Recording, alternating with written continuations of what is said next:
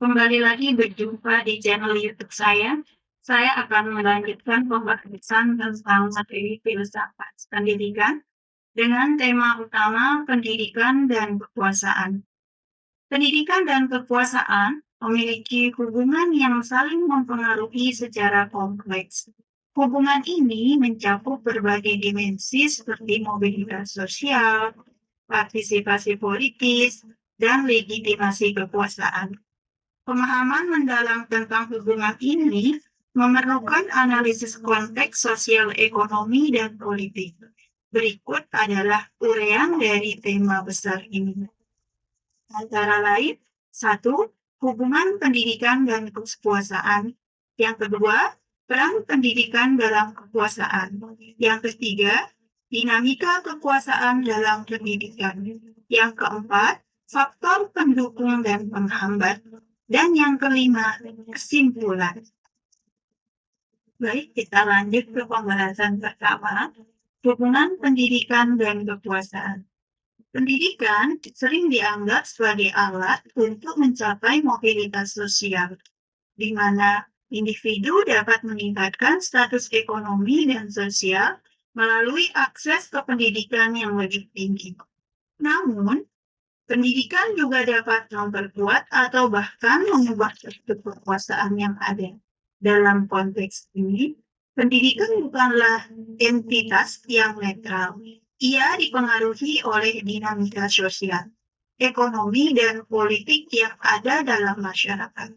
Pendidikan dapat memperkuat kekuasaan dengan mempertahankan struktur yang ada melalui kurikulum atau kebijakan yang mendukung kelompok dominan. Sebaliknya, pendidikan juga memiliki potensi atau mengubah struktur kekuatan melalui pemberdayaan individu dan kelompok yang sebelumnya terpinggirkan. Kita lanjutkan yang kedua, peran pendidikan dalam kekuasaan. Adapun peran pendidikan dalam kekuasaan meliputi mobilitas sosial, partisipasi politik, alat legitimasi kekuasaan, dan arena pertempuran kekuasaan. Saya akan uraikan satu persatu. Yang pertama, mobilitas sosial. Pendidikan tinggi sering dikaitkan dengan peningkatan kekuasaan sosial dan ekonomi.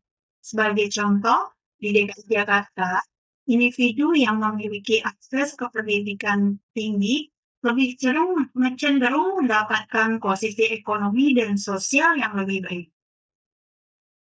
Kemudian partisipasi politik, pendidikan meningkatkan kesadaran politik individu, memungkinkan mereka untuk lebih aktif dalam pengambilan keputusan dan partisipasi politik.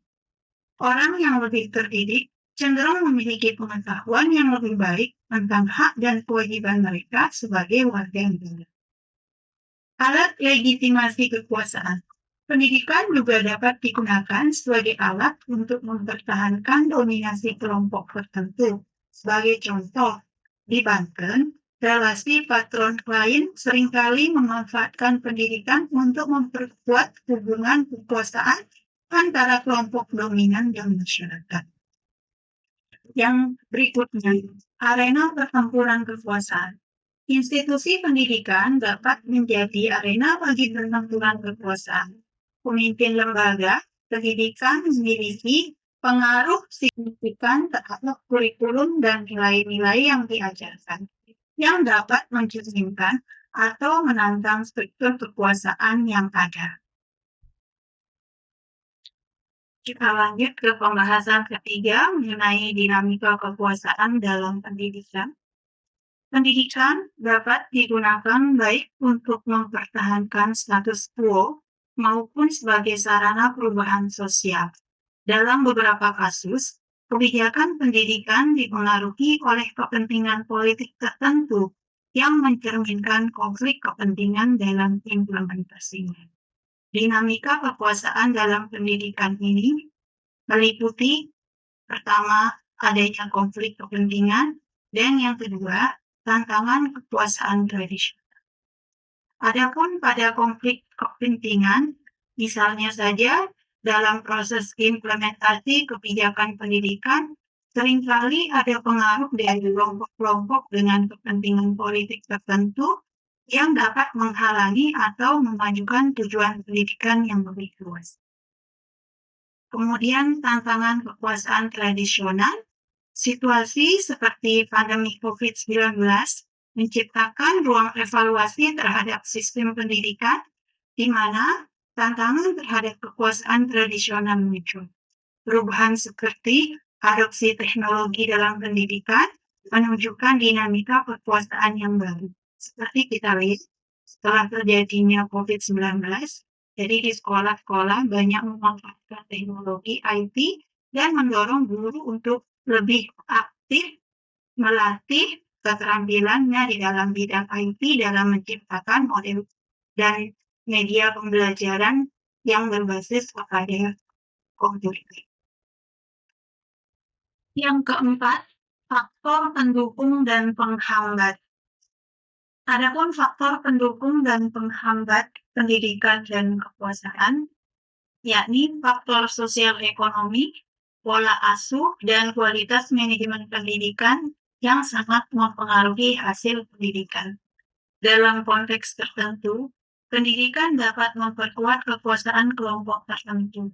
Sementara dalam konteks lain, ia menjadi alat pemberdayaan yang melemahkan kekuasaan tersebut. Sebagai contoh, di daerah dengan akses pendidikan rendah, kekuasaan kelompok tradisional cenderung lebih kuat. Sebaliknya, akses pendidikan yang rendah dapat mendobrak dominasi kekuasaan tradisional dan mendorong perubahan sosial. Yang terakhir adalah kesimpulan. Adapun kesimpulan dari pemaparan di atas adalah hubungan antara pendidikan dan kekuasaan bersifat kompleks dan saling mempengaruhi. Pendidikan dapat menjadi alat untuk mempertahankan kekuasaan atau sebagai sarana untuk perubahan sosial. Oleh karena itu, diperlukan analisis komprehensif untuk memahami bagaimana pendidikan berkontribusi dalam dinamika kekuasaan di berbagai konteks sosial, ekonomi, dan politik.